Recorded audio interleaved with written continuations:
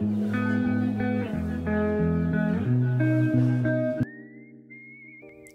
everyone, I'm Jen. Welcome back to the Creative Grassroots Garden. If you're new, I'm located in Northeast Florida, growing Zone 9. Today is April 13th and I wanted to share a quick update on the progress my melons have made. They were sown 2 weeks ago. If you haven't seen the sowing video, I'll leave a link down in the description, as well as all the different melon varieties I have growing.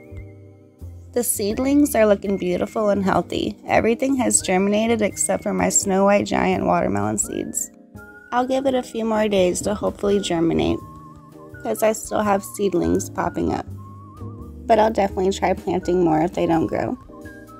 My softball-sized melons will be trained to grow vertically up a trellis to help save space, and the larger melons will be transplanted into a pot with plenty of room to sprawl out. Today, I'll be transplanting my huge watermelon seedling into its new home. Watermelons are sun-loving plants. It generally takes 80 to 90 days after sowing to grow to full size. Melons are heavy feeders. You can amend your soil with compost or well-rotted manure before planting. They grow best in a well-drained, sandy loam soil with pH between 6.0 and 6.5. Soil with a pH less than 6.0 will produce plants with yellow foliage that set few or no fruit. Watermelons need a regular, even watering. Keep your soil moist until the fruit reaches a full size. Then you can stop watering while the fruit ripens on the vine. I have some sunflowers planted for a companion plant. Healthy watermelon vines will produce 2 to 4 fruit per plant.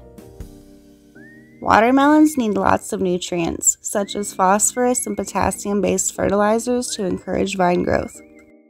If you notice your melons are flat and tasteless, it could be due to a lack of magnesium in the soil.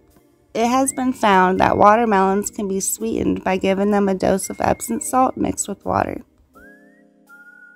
Once I get these all transplanted, I'll be giving them a good deep watering to help them get settled in.